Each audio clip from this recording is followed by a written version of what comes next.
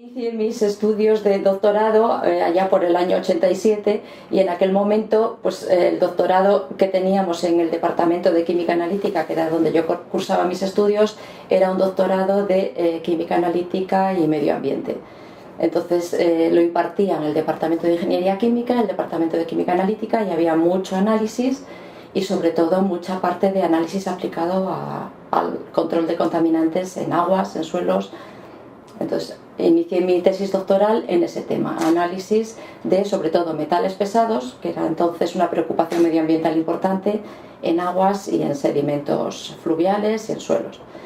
Entonces el interés, la semilla inicial fue aquella problemática de contaminación por metales pesados que a finales de los 80 era una preocupación medioambiental importante.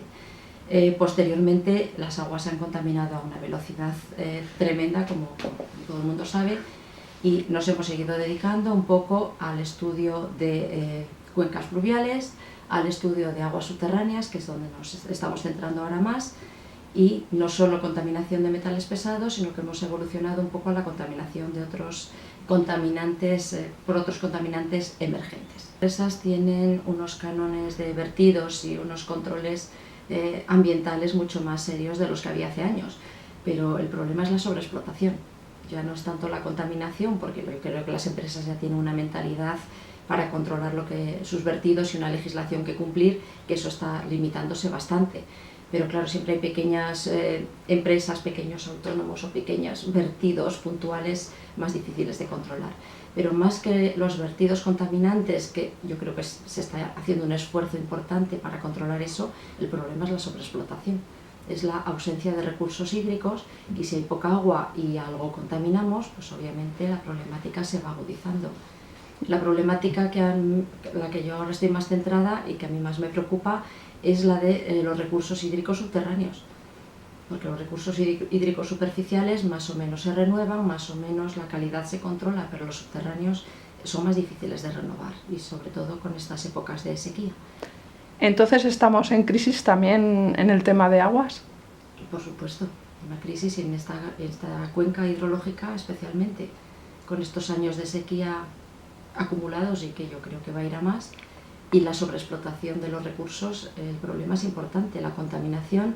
En Castilla y León yo creo que ya no quedan aguas potables subterráneas, en pocos sitios. La contaminación por nitratos es exhaustiva, prácticamente en todos los pequeños acuíferos, y por contaminación por compuestos orgánicos quizá no tanto todavía, pero todo llegará.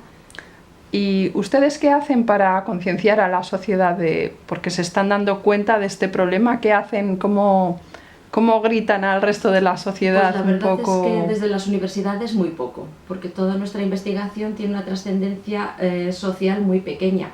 Nosotros publicamos nuestros resultados y nuestros estudios en un ambiente académico, en revistas científicas que no siempre llegan a la sociedad. Pero bueno, las aguas subterráneas y las aguas superficiales de Castilla y León, hay un organismo público que sí que se dedica a ello, y que sí que es la Confederación Hidrográfica del Duero. Ellos sí que sus análisis, que lo hacen de forma regular, eso sí que está un poco más proyectado hacia la sociedad y sobre todo hacia las autoridades. ¿Cómo es estar en un sitio que no tienes agua para lo más esencial? En pueblos a lo mejor que tienen restricciones.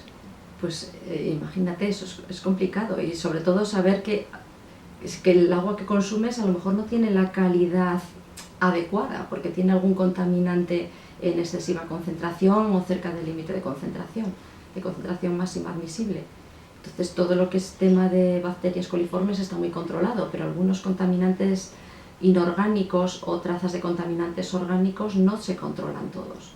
Entonces la calidad de las aguas y la abundancia y la cantidad es un problema cada vez más acuciante, sobre todo con estos periodos de sequía. Me la estoy imaginando en casa, mirando un vaso de agua. ¿Qué nos dice de la calidad del agua de Valladolid? Usted que es experta.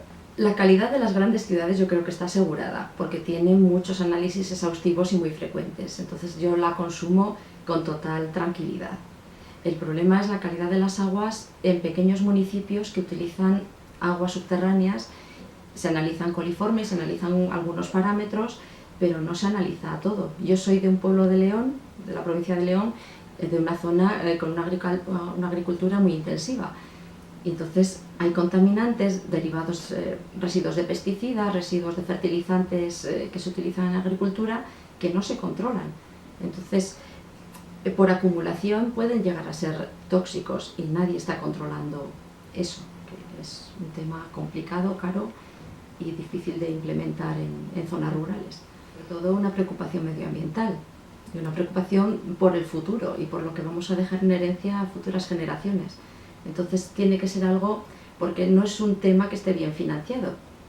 Hay organismos oficiales públicos que se dedican a ello, pero el resto de organismos como universidades, pues los temas de medio ambiente no tienen ahora buena financiación. Con la crisis, en algunos de esos aspectos la financiación es muy escasa. Entonces tienes que tener una vocación y una preocupación por el medio ambiente a futuro importante, porque no es el área de conocimiento más financiada en este momento. Hemos estado pidiendo con organismos que se dedican más a la hidrogeoquímica de las cuencas fluviales proyectos que no se han financiado, que no hemos obtenido financiación, porque no son las líneas más prioritarias ahora mismo.